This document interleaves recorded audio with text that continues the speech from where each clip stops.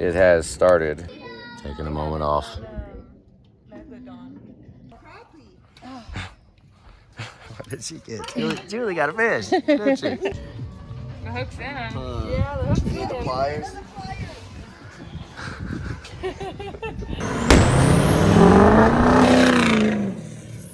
Back here in the shop, I got some stuff here. New rod bearings and a set of pistons. I'm gonna go ahead and replace those pistons. I bought these because of that line on the honer. I'm gonna go ahead and keep those pistons. I will use those pistons. There is not a single thing at all wrong with this right here. That line right there is not an issue whatsoever. And any of you guys that commented on there that said that the skirting on the side of this caused the bearing to spin, you need to gain a little more intelligence, because that is not the truth. I have had them before where the entire the coating is gone off the entire piston. Many, many, many times. That is a screw up right there, no doubt about it, guaranteed. That's why I spent $600 and bought a set of pistons. 15 thousandths of an inch, $600. Now I am gonna come over here to this trusty old box here and get a brand new connecting rod. Let's get this.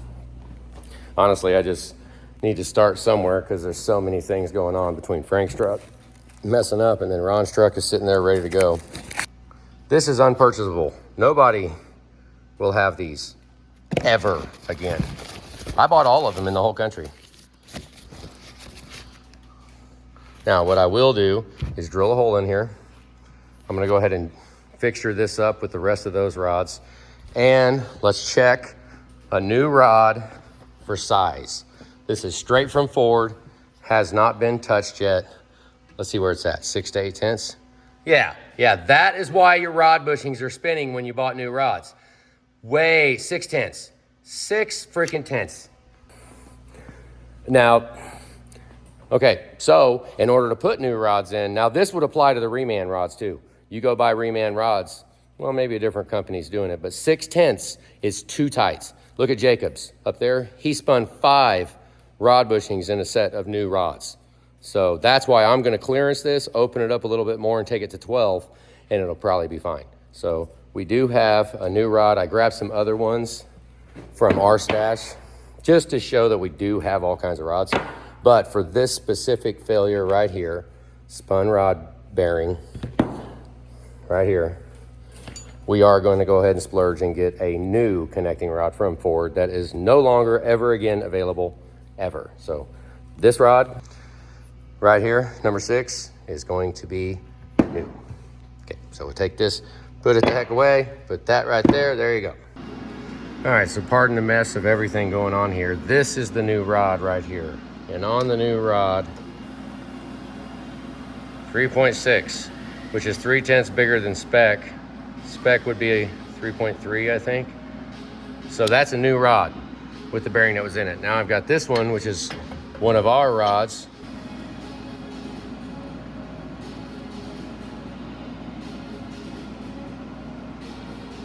Okay, so it's the same. This one might just be a couple of tenths bigger than this one. So, I mean, which one would you rather go with? So I was wrong, that 3.5 tenths, this is actually a reman rod. So it got thrown in there. You can tell because there's witness marks from a bearing being. That's a new bushing put in from Ford. And it's 6 tenths is all the clearance is. So let's go grab one out of the other box. Let's go grab one out of the box and see if we can find one that's actually big.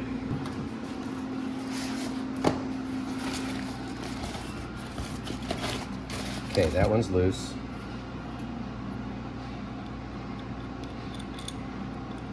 We'll check the reman versus new.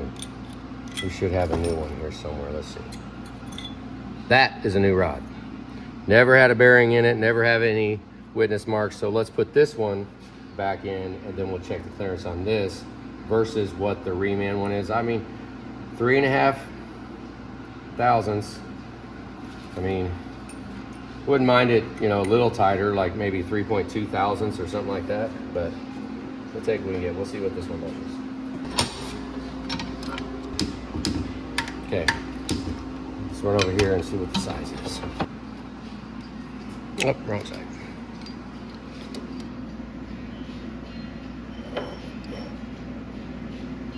Oh yeah, 3.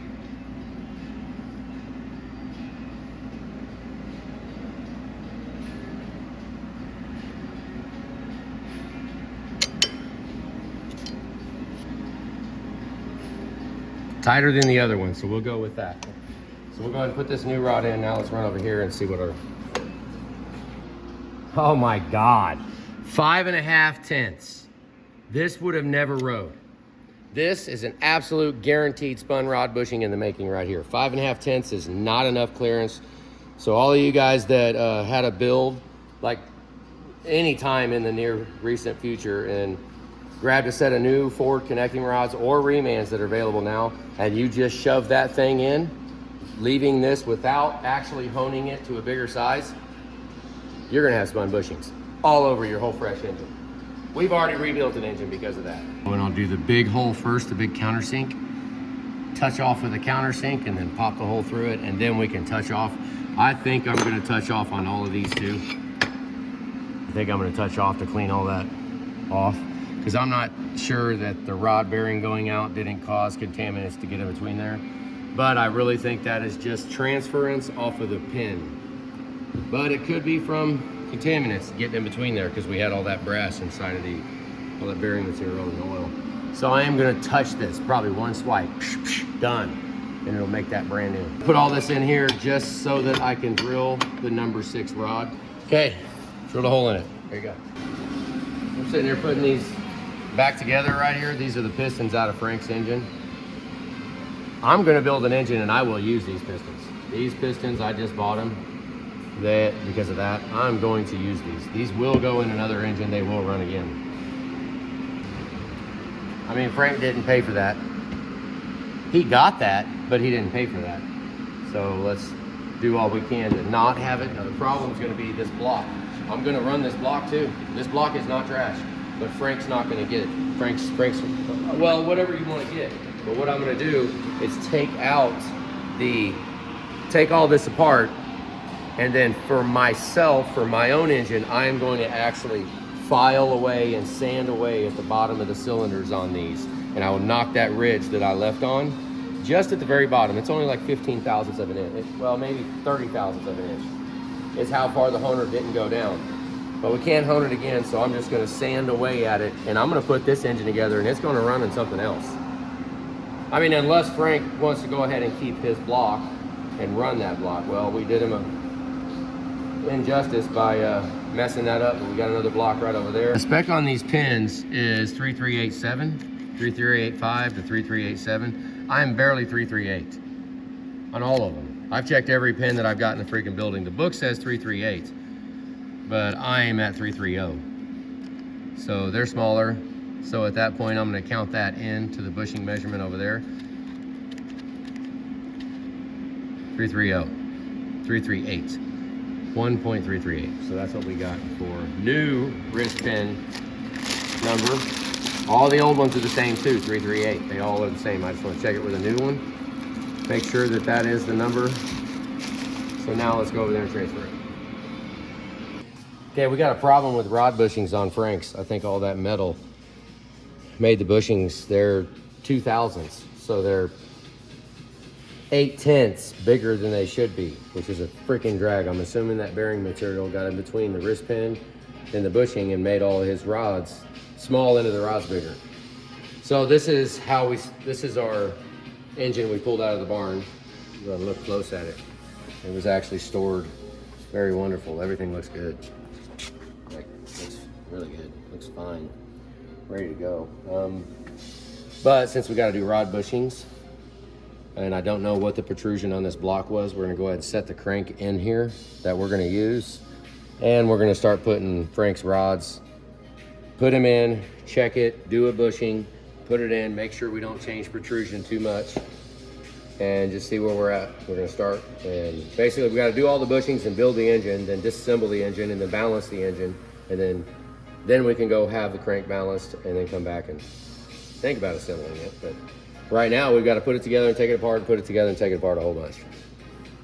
That sucks. But that's what we got to do. See what the mains look like on Frank's engine.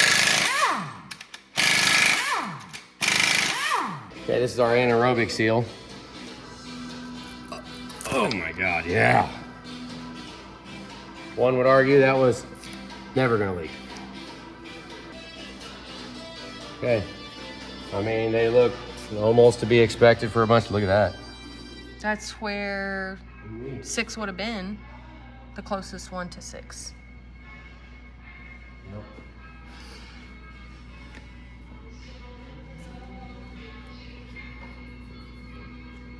Set the crank out. And it just set on the ground, set it over there on the carpet. Okay. That one got some beating. Mm-hmm.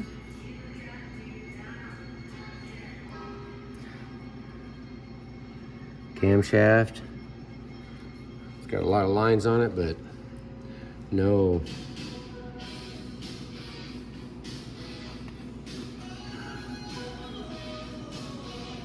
It tried, didn't it? Mm-hmm. I don't feel anything though. See how that wipes off? The raised part wipes off. Yeah, I don't feel any ridges, no wear. See, like right here, look at that. See that line right there? Wipes right off, see it? So there. So this cam, I mean, obviously isn't going in Frank's, but once There's a again, piece of metal on it. probably right there. Yeah. Yeah. That's what got caught in between the roller. That's why all this damage is here. It's freaking drag. So, but the bearings, honestly, I'm gonna set these bearings in that block over there, set the new crank in that block, and then we're gonna check these rods when we cut them up. So let's do that right now. That's Ron's engine with Ron's crank, with Ron's old bearings. He needs bushings, so we're gonna mock it up like this and get ready to cut Ron's bushings the same time we're cutting Frank's bushings. Frank's engine is over here on this stand with his new block, new crank, old bearings out of the old engine. And we are about to torque it down. It's not even torqued. I just ran them all down, run them down with that right there. And so now it's time to go torque it. And then we'll put one piston and rod together, shove it up in the hole, measure protrusion, take it out, go over, cut the bushing, bring it back and check it. And then if they're staying consistent with where we're at, then I'll go ahead and cut them all. But most of the time I like to check it like this. It's not that freaking hard to put the rod on here and slide it up in there and measure it. So that's what, that's our agenda right now for both engines. Because when we go balance, I'm taking both cranks. I'll be taking this crank and that crank to go get both of them balanced. And I need the rod weights. I need the rod and the piston weights. So Ron is gonna balance these, so we need to change the bushings, clean them all up, get the oil holes drilled in it, and then weight match the rods. Do the same thing to these pistons, clean them up, weight match them. And then we're gonna put a set of rings on this, engine right here. Bushings and rings, and that's it. We're gonna put it all back together. Probably gonna go ahead and do bearings also. I know I thought about not doing bearings, but if we're gonna balance the crank gets polished, everything gets all done. We're not doing anything. So yeah, new bearings. Ron and Frank will both get all new bearings all the way around. And these really bummed me the heck out. Look at all that discoloration in there. I'm assuming from the bearing that went out and it got in between there. Yeah, we're 2000s. So even Frank's bushings, I'm assuming the brass must have got in there and made that son of a gun just basically clearance itself. I mean, it's like liquid grit running through the engine. So you can see it. I mean, you can easily see it. So that is not gonna be able to be touched off. That freaking thing right there needs all the bushings replaced. So I have to replace all 16 bushings in both of them right now. Damn. This is the new rod. Over here. There you go. Okay. 13, there you go. Okay. That one is done. That is ready to put in the truck after we balance it. But I have to touch that because the hole I drilled leaves a burr in it. So we have to do that. There you go. Those are Frank's. Those are all Ron's. Those are gonna get in this engine. Those are going in there. So I got 24,000 side clearance. I put in number 1 and number 2 in Frank's, the donor block and the donor crank, and I got 24,000 side clearance. It's never gonna go good. I don't know what to say. I mean, I went and grabbed a whole bunch more. We got a couple of blocks over there I grabbed also. I mean, this is very disheartening. I don't know if we're gonna find a good configuration of stuff that's gonna work that I'm gonna be happy with. It's not looking like it. It's looking like no matter what, this is very disheartening. I mean, right now I'm just, we'll see, bolt some rods onto here, I think is what I'm gonna do, and I'm gonna check side clearance before I put the crankshaft in. I'm gonna put a couple of rods on it, and that'll at least tell us. I mean, that was 24. 24's high end of the spec. I don't want to be all the way that high. I'd like to see it down 14, 15, maybe 19 at the most, but I mean, the signs all just point to not using that crank. So, with this thing's beautiful. You see, it's all oiled. I mean, there's oil on it. It's not. It was stored. I grabbed 3 more cranks and 2 more blocks. And it just looks like we're gonna be here a while trying to put the puzzle pieces together for what is gonna make a good engine, because this is psychologically hard. That sucks. But let's just go ahead and, let's put some rods on here right now. All right, so first thing I'll do is do that with 717. That's 2.717. So we'll check all the journals and make sure those are all good, and then we'll go check the main journals, make sure they're good. Then I'll bolt the rods on. Okay, if I can put it in there and it does that and it stays, that's 3.188. That is the biggest end of the spec, which that's what they go to 5.0. That is on the low side, so it's 3.188. So this crank is, what I'm seeing right now so far, checks out. So we'll let's go ahead and put rods on before I torque it all the way down in the freaking engine block. I'm gonna set a rod here, and I'm gonna set a rod here, and I'm gonna tighten it down. I'm gonna see how much wiggle they have in the sides. See if we can get tighter side clearance than 24 freaking thousandths right here.